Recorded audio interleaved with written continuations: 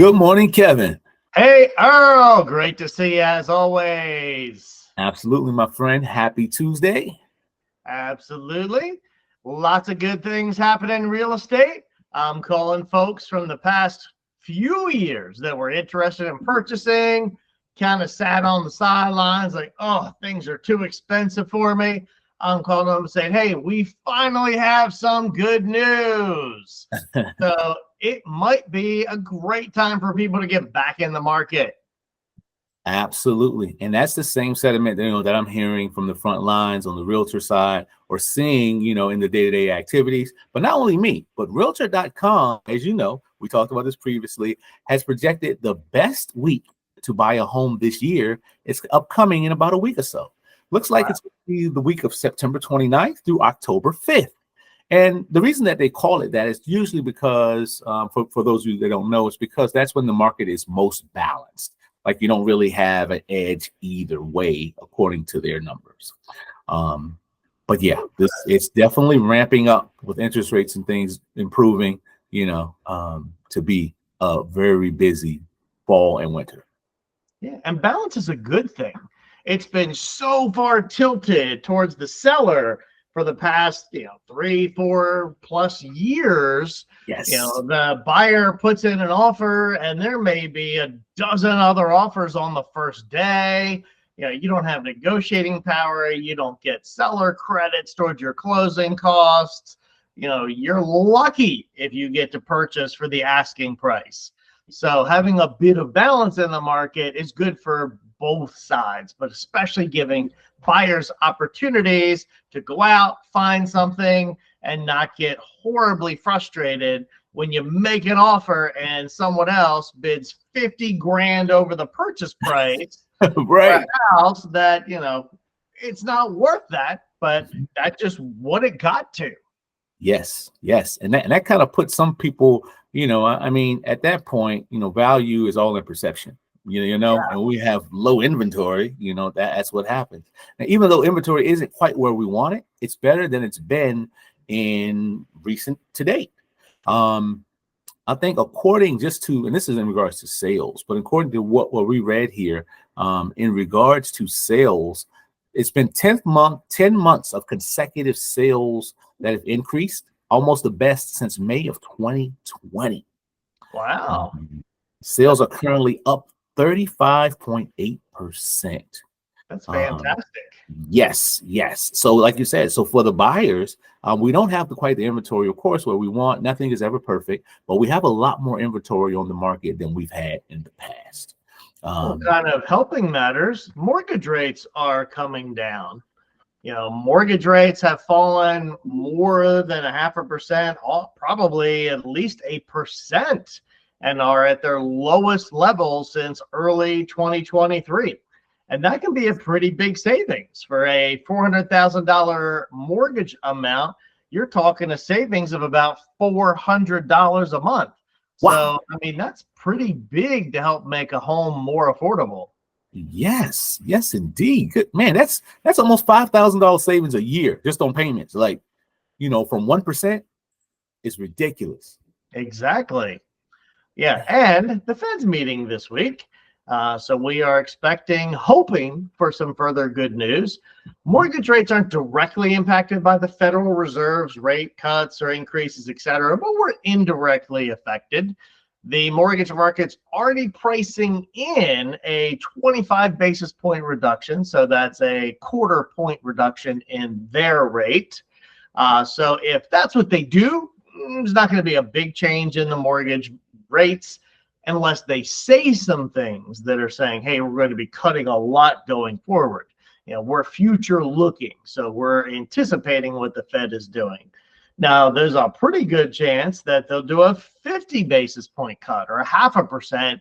In that case, you will see some positive actions from the mortgage market, mortgage rates. This is one of the first Fed meetings I can remember where we don't know what's going to happen. Going into the Fed meetings, we're like, oh, they're going to cut by 1/4%. They're going to increase by 1/4%, whatever it is. It's been a long time where folks just don't know. I think there's like a 60% chance that the experts are at where they will have a 50 basis point cut. So usually we're going into it with a 95% likelihood of knowing what's about to happen.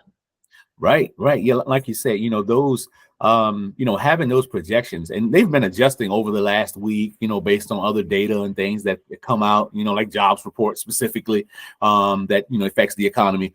Like you said, so right now it's kind of a toss up. We don't know. It could be 25%, 60% says it could be, half a point, what have you. One of the big things that I always tell people anyway, regardless if it's, something dealing with, the national interest rate or what have you, always, tune in or pay attention to these type of reports, that come in, because you're able to have a better understanding of your price changes at your grocery store or at your gas pumps, different things like that. It's always good to stay in the know versus being on the tail end, or being on the early side of the know versus being on the tail end, just kind of playing catch up versus what you hear your uncle or grandfather tell you from the evening news. Yeah. And regardless of what happens this week, rates are coming down. We know that, unless something traumatic or crazy happens in the economy, rates are on a downward trend. Yes. They're lower than they were. And in 3 months, they're going to be lower. And in 6 months, they'll probably be even lower than that. Absolutely. So we are improving. We're on a good trend.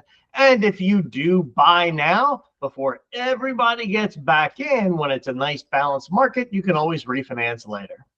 Absolutely. And the big thing too, I know a lot of times I've seen a lot of little memes this, that, or the third, where they say, hey, I'm waiting for interest rates to hit rock bottom, so I can, buy this house for super cheap. But they don't realize, in a situation of rock bottom interest prices, we're having a major catastrophe. You're talking about something catastrophic happening in the economy in order for prices to get to a 2% or a 3%. That's unrealistic. Nobody wants to see people have mass job loss, or, people unable to feed their families, just to save on housing prices. That doesn't make sense. So, but right now is a sweet spot. It's a sweet spot, and everything that we have going is almost creating a perfect storm. So this fall, if you're in the market, what'd you say? In a good way. Right, in a good way. So, it's unusual that you hear a perfect storm happening in a good way. But if you're in the market to buy a house this fall, this winter, this is the time that you need to be prepping, doing your homework, working with a great lender or a great realtor, and, navigating, this current marketplace. You're going to get your best value this fall and winter. On a personal note, fall's coming. It's getting a little cooler. What do you and your family like to do in fall? Is there anything in particular? Every fall we like to do such and such. Man, the thing is, we tend to do different things throughout the year. One of the things I really want to do this fall was make more trips to the mountains to be able to see those changing leaf colors. I know you got a couple of spots in the mountains that you and your family like to, go to and, just enjoy that beautiful scenery. I think that's something that we want to do more of this year. It is so gorgeous out there. We like to go to Carter's Mountain Orchard and go apple picking and just all that gorgeous fun stuff out there. Yep. See, look, that sounds like a plan. I'm gonna have to get those details from you just to check it out.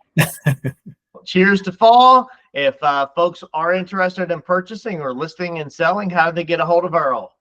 You can reach me at 757-871-4167 or across the bottom of the screen here, or you can reach out to me at my website at earl.belltowerteam.com. Sweet. And you can always find me at loanswithkevin.com or 757-645-0196 at the office. Oh, that's actually my cell number. That's pretty cool. Hey, man, cool. Look, always a pleasure, Kevin. Hope you have a great week, my friend, and I'll talk to you soon.